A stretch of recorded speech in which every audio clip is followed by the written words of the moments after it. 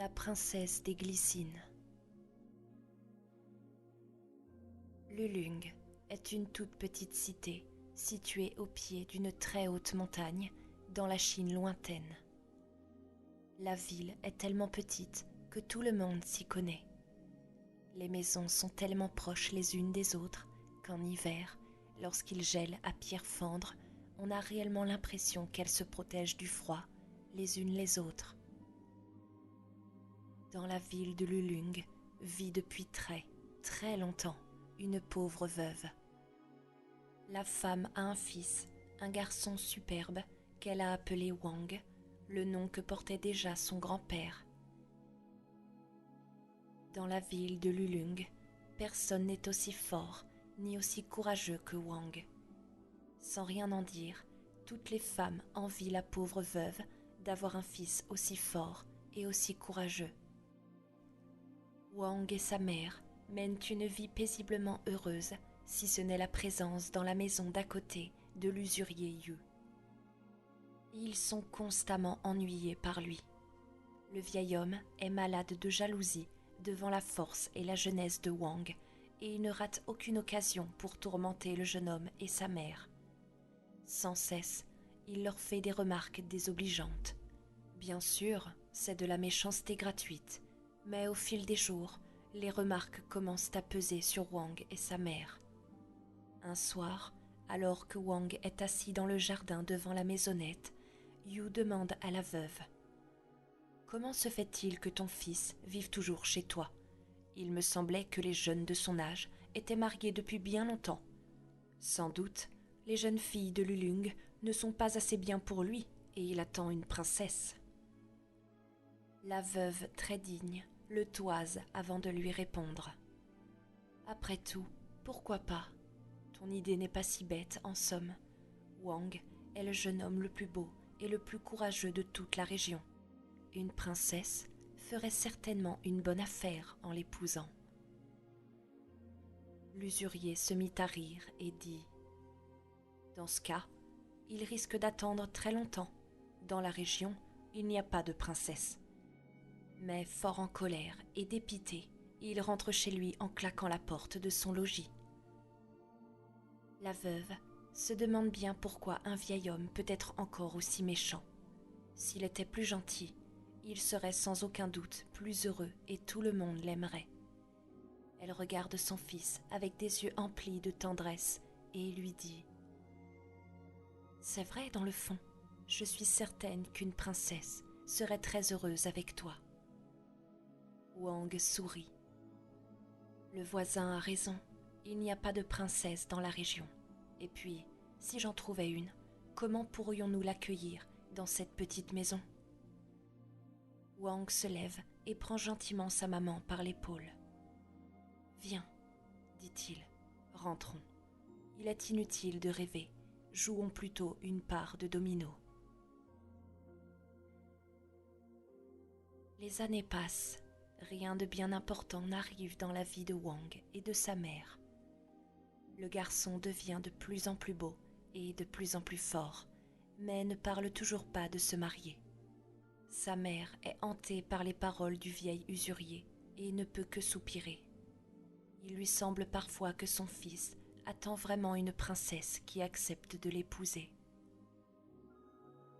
Un jour, alors que Wang est en train d'étudier dans sa chambre, il entend un bruit inattendu.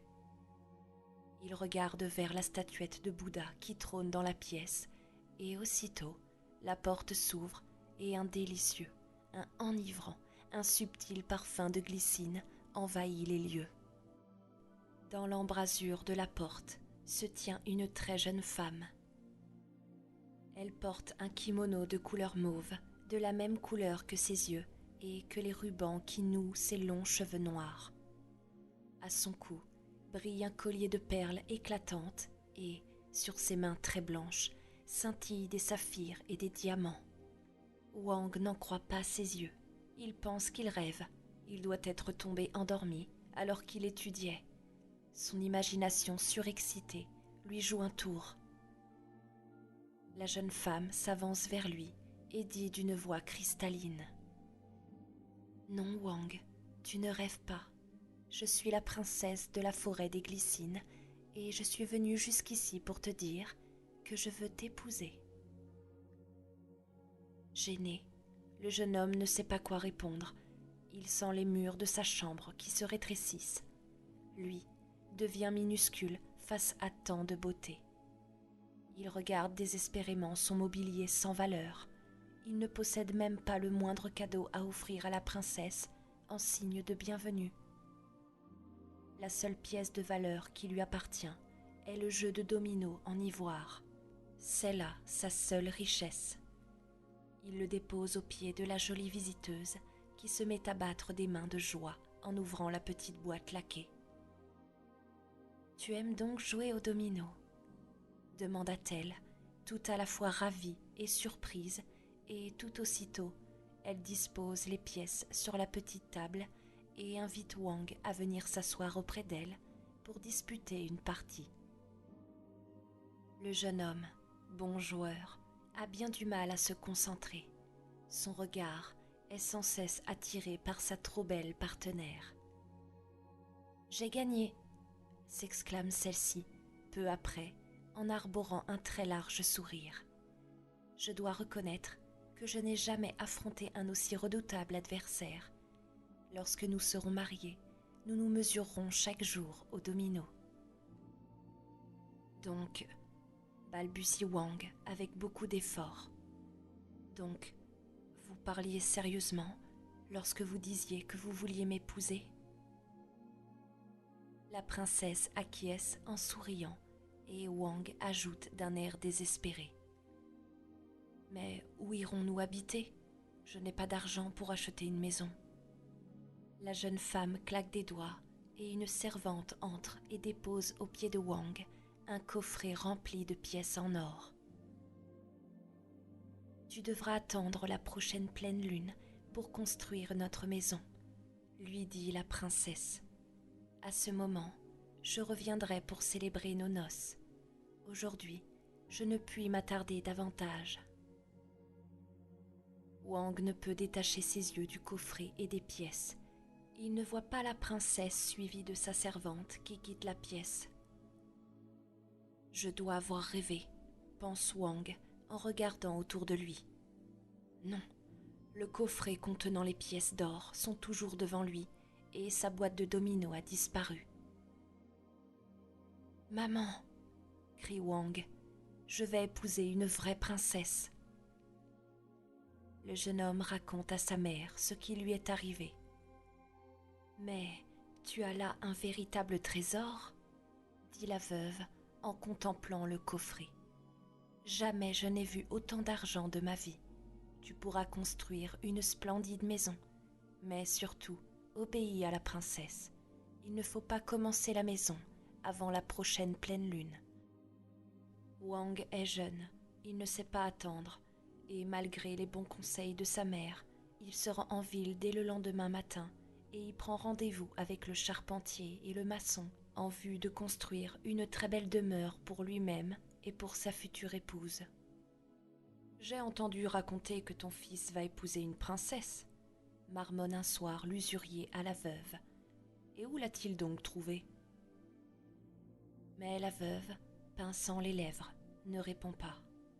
« Soit, si tu ne veux rien dire, garde-le pour toi, » jette Yu, dévoré par la curiosité. « Je me disais bien qu'il y avait quelque chose de louche dans tout cela. C'est comme pour cet argent avec lequel il fait construire cette grande maison. J'ai du mal à croire qu'il l'a gagné honnêtement. »« Crois tout ce que tu veux, » répond la mère de Wang. Et, sans plus regarder le vieil homme, elle rentre chez elle. Le temps passa encore. La construction de la nouvelle maison progresse. Un jour, un jeune voyageur portant des couleurs impériales arriva en ville. « Mon nom est Yang, » dit-il, après avoir été saluer Wang et sa mère. « J'ai appris que tu es un excellent joueur de dominos et je serais heureux de pouvoir me mesurer avec toi. » Wang accepte l'invitation avec plaisir et se rend plusieurs soirs consécutifs à l'auberge pour jouer au domino avec l'étranger. Le 5e soir, son nouvel ami l'accueille, le visage triste. « Il me faut m'en aller, dit-il. Comme souvenir, je désire te donner ceci. » Et le jeune homme tend à Wang une boîte en bois de cèdre qui contient une coupe en argent, quelques baguettes en ivoire et une précieuse figurine de jade. Après le départ de Yang, Wang se sent désemparé. Sa maison est prête et il attend avec impatience l'arrivée de la princesse. Mais le seul nouveau venu dans la ville est un riche seigneur qui, avec sa suite, s'installe à l'auberge que Yang avait précédemment fréquentée. Le lendemain matin, Wang est réveillé de bonne heure par des éclats de voix. Le noble seigneur a été dévalisé de tout ce qu'il possédait. « J'ai vu le chef des voleurs, » déclare une des voix. « C'est Yang, le commandant de la garde impériale, » ajouta une autre.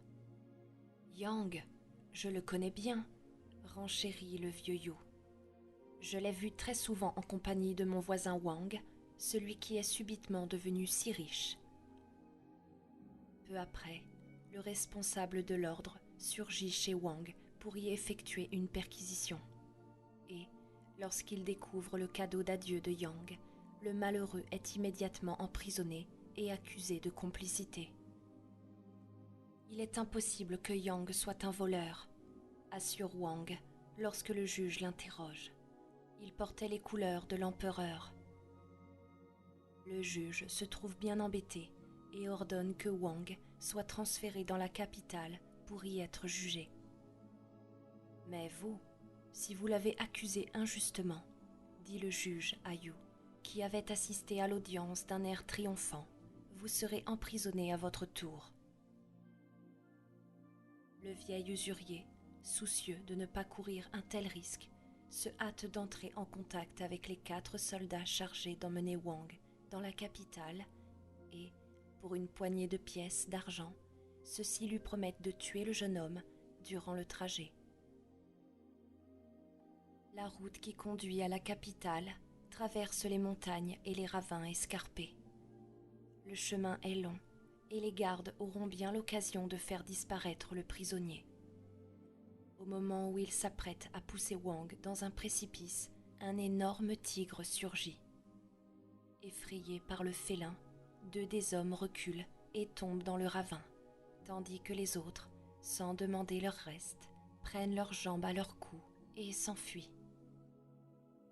Wang est tombé lourdement sur le sol, son front a heurté un rocher.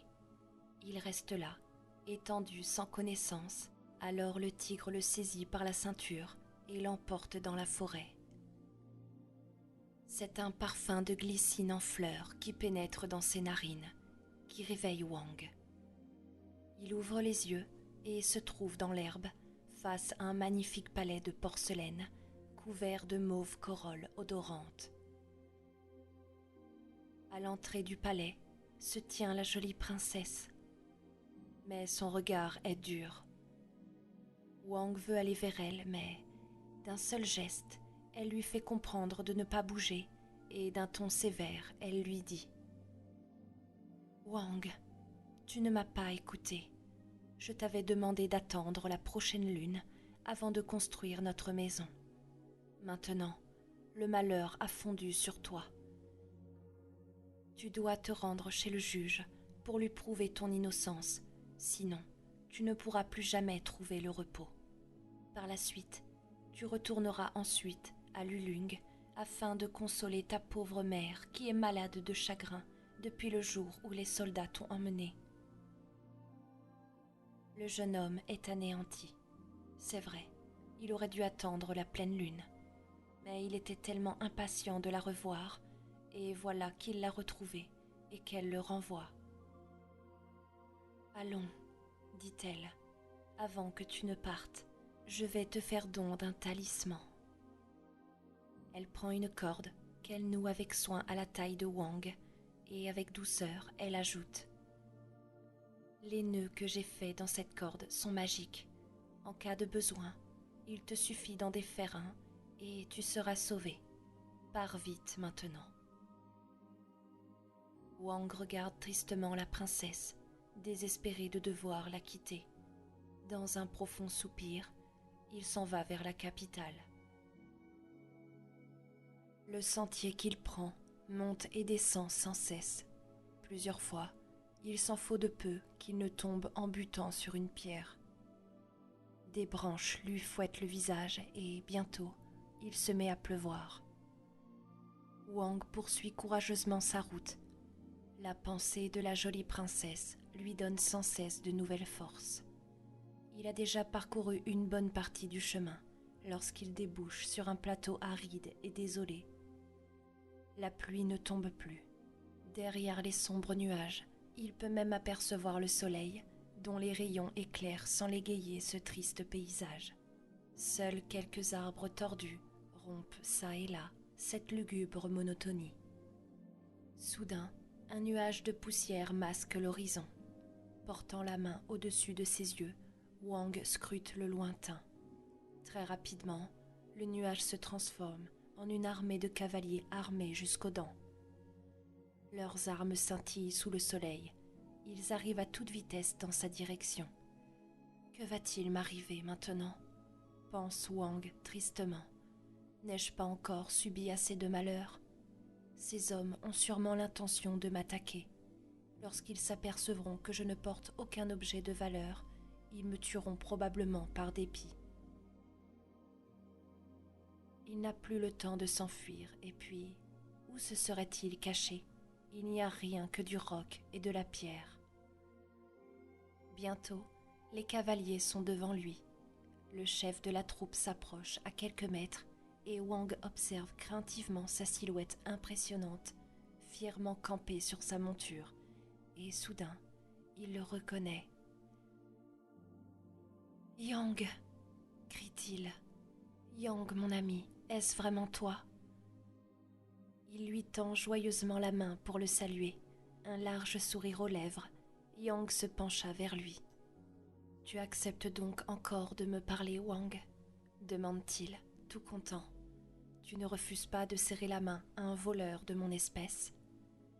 « Je n'ai jamais pu croire à un pareil mensonge, » répond Wang. « Alors, laisse-moi te conter comment tout cela est arrivé, » dit Yang, en serrant fermement la main du jeune homme en signe d'amitié. « Pendant des années, j'ai vécu à la cour en tant que commandant de la garde impériale, au sein d'un monde de faste et d'apparat, mais aussi dans un monde méprisable, comme je l'ai découvert plus tard, car la plupart des membres de la cour n'ont pas gagné leur fortune honnêtement. » Pendant qu'ils parlent, les deux amis se tiennent toujours la main afin de se témoigner leur confiance. Puis, Yang descend de sa monture et tous les deux vont s'asseoir à l'écart. Yang poursuivit. « La richesse dont jouissent ces riches seigneurs, ils l'ont volée aux pauvres gens, car ils l'ont obtenue en imposant de très lourdes amendes pour de petits délits et en exigeant d'importants fermages. » Wang acquiesce. Il connaît bien cette histoire. Depuis de longues années, la population vit opprimée à cause des cruelles mesures adoptées par les grands propriétaires terriens. De nombreux abus de cette espèce ont été commis dans les environs de Lulung. Certains paysans, incapables de payer le fermage, envoient même leurs enfants mendier en ville. C'est pourquoi, poursuit Yang, après avoir fait signe à ces hommes de mettre pied à terre pour se reposer un instant, j'ai décidé que tout cela devait changer. J'ai résolu de quitter la cour et de devenir l'un de ces pauvres. Mais cela ne suffisait pas. J'ai alors réuni autour de moi un groupe d'hommes qui pensaient comme moi. Ensemble, nous avons commencé à voler les riches, répartissant ensuite notre butin entre de misérables paysans. C'est ainsi que je suis devenu un voleur. Et donc, ce noble à Lulung, commença Wang. Mais son ami l'interrompt aussitôt. Voler ce noble faisait partie de mon projet. Il méritait bien une petite leçon, car dans la région d'où il venait, Tous les paysans étaient complètement ruinés, tant les taxes qu'il leur imposait étaient élevées. En plus, les terres qu'il leur avait données en fermage étaient totalement incultes. Et, comble de malheur, le peu qu'elles produisaient venait d'être anéanti par les fortes pluies du printemps, sans que lui-même veuille tenir compte de cette situation. Même lorsque les paysans lui demandaient un délai, il ne leur montrait aucune pitié. « Tu comprends maintenant pourquoi je lui ai dérobé ses biens ?» demande Yang. Wang acquiesce sans mot dire, et son compagnon poursuivit. « La prochaine fois que j'irai à Lulung, ce sera pour Yu, l'usurier. Il est temps qu'il soit puni pour exiger des intérêts abusifs des malheureux qui, désespérés, ont recours à lui ou bien lui demandent de pouvoir différer un remboursement. Mais toi-même, raconte-moi ce qui t'a conduit dans cette région inhospitalière. » En soupirant, Wang commence à expliquer son histoire. Un serviteur du noble que tu as dépouillé t'a reconnu lorsque vous êtes entrés dans l'auberge, cette nuit-là. Et l'usurier Yu, qui nous avait souvent vus ensemble, s'est servi de ce prétexte pour me causer une nouvelle fois des ennuis. Il s'était longtemps demandé comment j'avais bien pu obtenir de l'argent pour construire une maison, puisque ma mère et moi-même sommes pauvres, et il a saisi cette chance de me nuire, m'accusant sournoisement de complicité pour ce vol.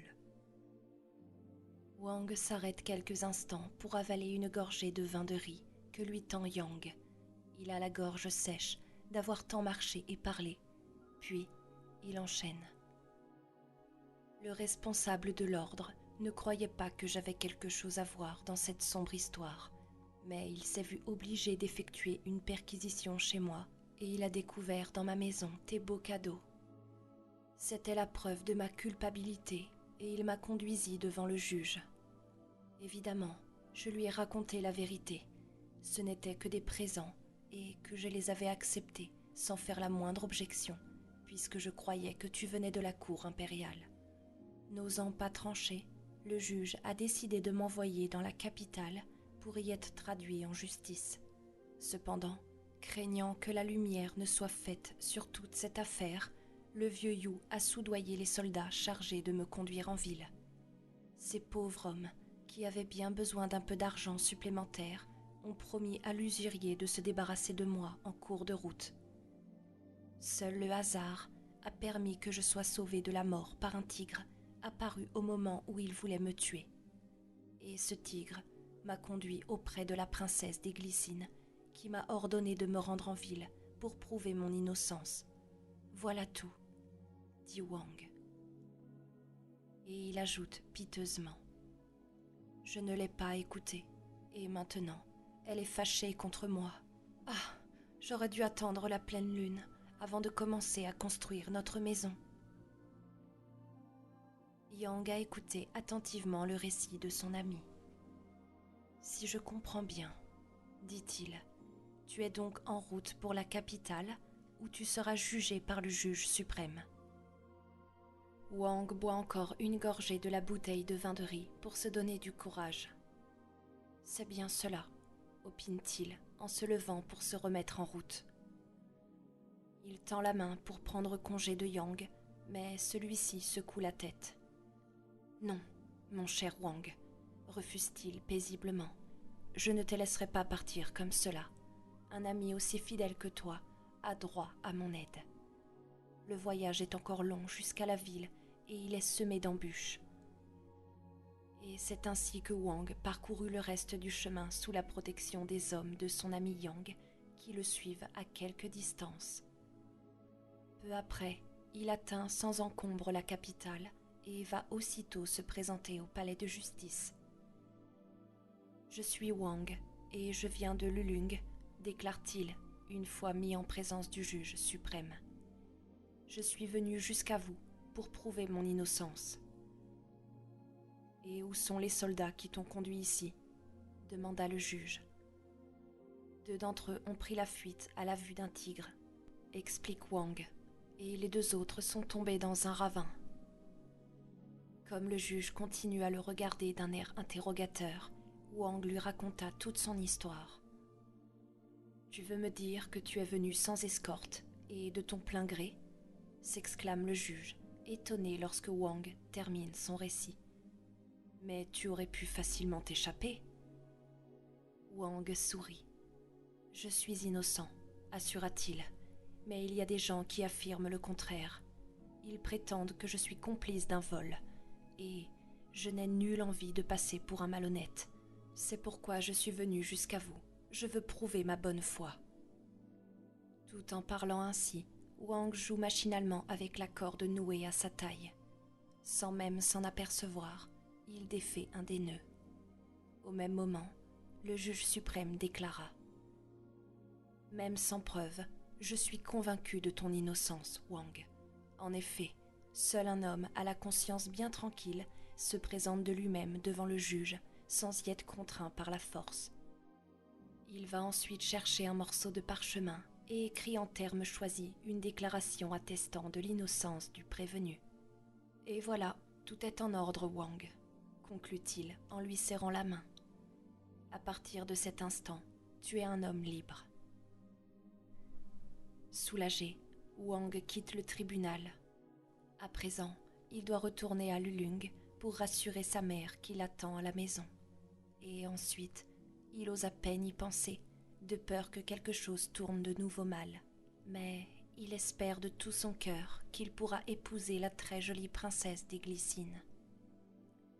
Serrant dans sa main la déclaration du juge, Wang entame le pénible voyage de retour.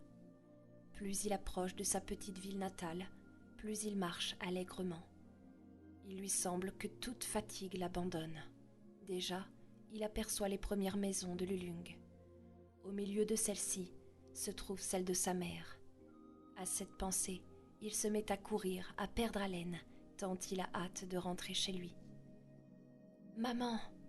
crie-t-il en se précipitant dans l'humble demeure. « Je suis là !» La pauvre veuve a beaucoup maigri depuis le départ de son cher fils. Ses yeux sombres brillent fiévreusement dans sa figure pâle et ses mains tremblent. Mais lorsqu'elle voit entrer Wang sain et sauf, un sourire rayonnant apparaît sur son visage, aux traits fatigués, et elle tend les bras pour accueillir son enfant bien-aimé. Puis, les premières effusions passées, la veuve lui pose 1001 questions, auxquelles Wang répond patiemment, jusqu'à ce que l'heure de se coucher arrive. La mère et le fils se souhaitent tendrement le bonsoir. Mais non loin de là, quelqu'un va, au contraire, passer une nuit fort agitée. C'est l'usurier Yu, brutalement tiré de son sommeil par une voix mystérieuse qui lui dit « Donne-moi les clés de ton coffre, et pas un mot si tu tiens à la vie. » Tremblant de tous ses membres, le vieillard remet le trousseau à Yang, car c'est lui qui a pénétré chez l'usurier avec ses hommes et, quelques instants plus tard, Yu regarde d'un air furieux son coffre-fort, complètement vide. Pendant ce temps, Wang dort paisiblement. Lorsqu'il se réveille, il aperçoit sa mère qui le contemple, un étrange sourire sur les lèvres. « Il y a de la visite pour toi », annonce-t-elle. Au même moment, le jeune homme sent le parfum qu'il attendait tant, le doux parfum de glycine. Peu de temps après, les noces de Wang et de sa jolie princesse sont célébrées dans l'allégresse. Le temps passe. De cette heureuse union naissent rapidement 2 charmants enfants qui ont les yeux mauves comme ceux de leur mère. Wang est tellement heureux qu'il ne peut imaginer qu'un tel bonheur soit possible. Et par soir d'hiver, un triste soir d'hiver, le jeune homme, en revenant de son travail, voit sa femme qui l'attend sur le seuil de leur maison. Elle a revêtu le kimono qu'elle portait lors de leur première rencontre et qu'elle n'avait plus jamais remis depuis. Wang se doute une tragique certitude que quelque chose d'horrible, de grave, d'irréparable va se produire, quelque chose d'inévitable qui va bouleverser sa vie. « Nul bonheur ne peut jamais durer éternellement, » dit la princesse, sans lui laisser le temps de parler. « Ma vie sur la terre est terminée. Je suis obligée de te quitter, mais je ne t'oublierai pas. » L'instant d'après, elle disparaît, emportant avec elle les enfants. « Non !» hurle Wang, mais aucun son ne sort de sa bouche. Les larmes aux yeux, il regarde autour de lui, et soudain, par un miracle inexplicable, et malgré le froid de l'hiver, partout, des glycines se mettent à fleurir. Les lourdes grappes sont du même mauve que les yeux de sa femme et de ses enfants, et lorsqu'il pénètre dans sa maison, il découvre avec bonheur que le plafond de la véranda, lui aussi, est paré d'un somptueux manteau odorant. Wang, malgré son immense chagrin, sent que sa princesse tant aimée et ses chers enfants ne l'ont pas vraiment quitté, et que leurs esprits et leurs cœurs demeurent à ses côtés. Et dans chaque corolle, il voit briller leur tendre regard mauve qui le suit et veille sur lui, et il en est un peu consolé. C'est la fin de cette histoire. Je vous remercie de l'avoir écoutée et vous souhaite une bonne nuit de sommeil. À très vite sur Histoire de rêver pour de nouvelles histoires.